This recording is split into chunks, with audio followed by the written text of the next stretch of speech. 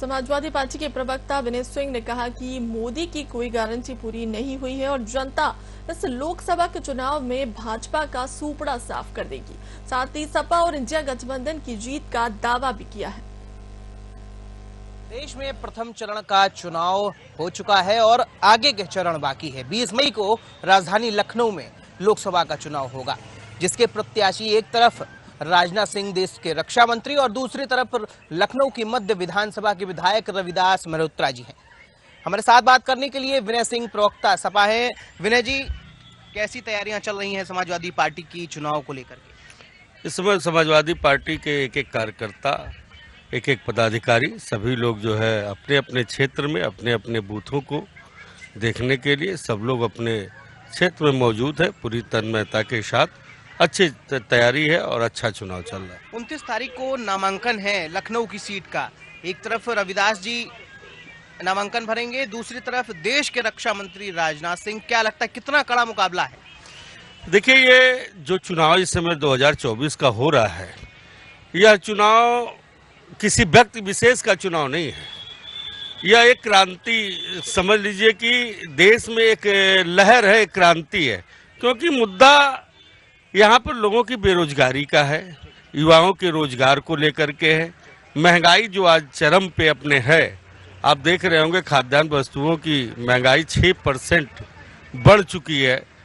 दाल 180 रुपया किलो मिल रहा, सरसों का तेल आप देख रहे हैं 200 रुपया किलो, सब्जियों का भाव देखिए, तो जनता परेशान है। ना आमदनी न व्यवस्था। सरकार कहती है तीसरी अर्थव्यवस्था, तो लड़ाई उस चीज की है। तीसरी अर्थव्यवस्था, पांचवी अर्थव्यवस्था कहाँ से? जब तक धरातल पर जनता को उसका स्वाद नहीं पता चलेगा तो हम कैसे माने तीसरी अर्थव्यवस्था?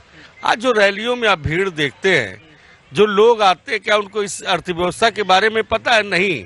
लेकिन धरातल पे आज की तारीख में कुछ नहीं है। लोग परेशान है, बहुत ज्यादा परेशान है। यह चुनाव अब की बार कोई कैंडिडेट नहीं लड़ रहा, कैंडिडेट के थ्रू आज जनता चुनाव लड़ रही है। अच्छा विनय जी, एक चीज देखी जाए तो देश के रक्षा मंत्री से मुकाबला है रविदास जी का, और जो राजनाथ सिंह हैं, जो लखनऊ के सांसद हैं, वो जनता के और भारतीय जनता पार्टी के भी चहेते नेता हैं, साथ ही साथ लखनऊ की जनता के भी काफी चाहते हैं। तो मुकाबला टक्कर का हमें लग रहा है बिल्कुल कि एक तरफ से जो भारतीय जनता पार्टी ये कहती हुई साफ नजर आ रही है कि मैदान में कोई नहीं है, और मैदान में अगर विपक्ष आएगा भी तो भाजपा उसका सूपड़ा साफ कर देगी। देखिए, ये चुनाव है, ये लोकतंत्र है। लोकतंत्र पे में कोई बलवान नहीं होता है। जनता जनार्दन हमेशा सर्वोपरि होता है। और चुनाव में आपने देखा होगा, इलाहाबाद में फर्स्ट टाइम एक एक्टर ने बहुगुणा जी को जब चुनाव हरा दिया था, तो मुद्दों पर और जनता के हाथ में चुनाव है। कोई भी हो, जनता जिसको चाहेगी परास्त करती है। वो अपने मुद्दों पर अब की चुनाव लड़ रही है। महंगाई पे लड़ रही, बेरोजगारी पर लड़ रही है, चिकित्सा पे लड़ रही है, शिक्षा पे लड़ रही है। ये कहते हैं तीसरी अर्थव्यवस्था। पढ़ाई करने लायक आपने किसी विद्यालय को देखा है? कौन सा, कहाँ पे चिकित्सा व्यवस्था है? कुछ नहीं है। आज देश के लोग परेशान हैं, देश में हाहाकार मची हुई महंगाई को लेकर के। तो लड़ाई इन मुद्दों को लेकर के आज की तारीख में है। तो मोदी की गारंटी की अगर बात करें विनय जी, तो लगातार मोदी अपनी गारंटी देते आ रहे हैं और लगातार विपक्ष उस पर निशाना साधता है। इंडिया गठबंधन के आपके ही साथी द्वारा ये साफ तौर पर कहा गया कि अभी तक जो ट्रेलर था वो भारतीय जनता पार्टी ने दिखाया, लेकिन इंडिया गठबंधन अब पूरी फिल्म दिखाएगी। तो वो फिल्म क्या होगी और किस तरह से जो समाजवादी पार्टी है और इंडिया गठबंधन है मिलकर के मोदी को फिल्म दिखाएगा?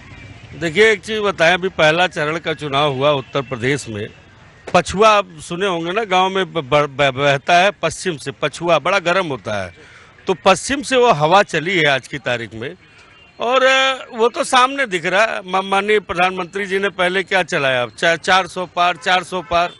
फिर उसके बाद चला मोदी की क्या नाम, मोदी का परिवार। सारे वादे इनके फ्लॉप हो गए। आज कह रहे हैं मोदी की गारंटी, लेकिन दिक्कत यह है, मोदी की गारंटी लेगा कौन?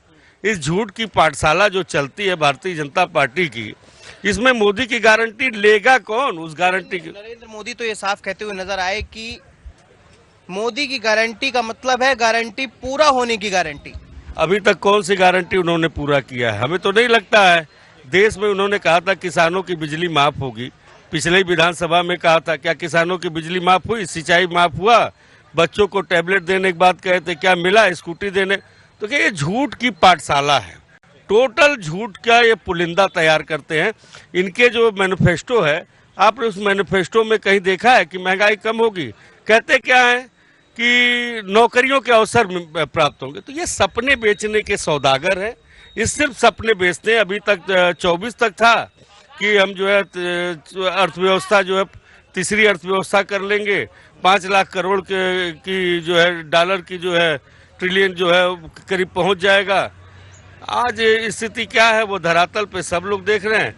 और माहौल भारतीय जनता पार्टी को पता है, 8 की 8 सीटें इंडिया गठबंधन पश्चिम में जीत रही है, क्योंकि हर कोई नाराज है। चाहे किसी अगर आप जातिगत ले लेते हैं तो हर जात के लोग नाराज हैं। आज इनका एक वोटर था क्षत्रिय समाज, जिसको कहते थे हमारा बधुआ मजदूर, आज वह भी नाराज है। क्षत्रिय, क्योंकि उसके मान सम्मान के साथ जिस तरह से भारतीय जनता पार्टी ने खेलने का प्रयास किया, आज क्षत्रिय भी नाराज है। और क्षत्रियों के बारे में कहा जाता रहा है, मैं क्षत्रिय हूँ इसलिए मैं थोड़ा सा कह दूं, बड़ व्यवस्था भी आपने सुना होगा जो पहले था। क्षत्रिय धर्म क्या था? जो दबे कुचले असहाय मजलूम लोग हैं, अपने क्या कहते हैं, देश की सुरक्षा की जिम्मेदारी उनकी थी। तो आज पीडीए को मजबूत करने की भी जिम्मेदारी क्षत्रिय को है, क्योंकि जो गरीब लोग हैं, जो असहाय लोग हैं, जो वंचित लोग हैं, उनकी जिम्मेदारी कहीं न कहीं क्षत्रियों के हाथ में है आज। और क्षत्रिय देश बचाना चाहता है। आज मतदान भी जो है क्षत्रिय देश को बचाने के लिए, जनता को महंगाई से राहत दिलाने के लिए, सारा समाज, सारा जात, सारा धर्म सब कुछ टूट गया है। भारतीय जनता पार्टी के कुकर्मों पे वोट पड़ने जा रहा है। विनय जी, एक अगर पीडीए की बात करें तो पिछड़ा, दलित और अल्पसंख्यक, ये अखिलेश जी ने नारा चलाया था। लेकिन पल्लवी पटेल ने हाल में ही एक अपनी नई पार्टी बनाई, जिसमें असदुद्दीन ओवैसी के साथ उन्होंने अपना गठबंधन तैयार किया। क्या लगता है पीडीएम, पिछड़ा, दलित और मुसलमान, इस पार्टी का या फिर इस गठबंधन का कोई रूपरेखा या फिर कुछ असर उत्तर प्रदेश में या देश में देखने को मिलेगा? देखिए, नारा बनाने से, योजनाएं बनाने से कुछ नहीं होता है। आज आपको भी पता है कि पल्लवी पटेल जी आज जो भी हैं वह यही पीडीए, यही समाजवादी पार्टी की देन है। और जिस तरीके से वो अपने आप को समाजवादी पार्टी से अलग किया उन्होंने, और जो समाजवादी पार्टी का पीडीए का नारा था, तो इससे साफ जाहिर होता है कि पल्लवी पटेल जी पीडीए के साथ नहीं है। अच्छा विनय जी, एक प्रश्न और है मेरा। कल की ही बात करें तो संत कबीर नगर में बगल में ही संजय निषाद जी, जो कि कैबिनेट मंत्री उत्तर प्रदेश सरकार में है, उनके ऊपर कल एक हमला हुआ। कई लोगों ने मिलकर उनके साथ मारपीट की। शादी में एक मांगलिक कार्यक्रम में गए हुए थे। तो क्या लगता है कि जिस तरह की ये घटना हुई है, ये घटना किस तरह से आप इसे देखते हैं, और इस घटना का जो रचयिता होगा वो कौन हो सकता है?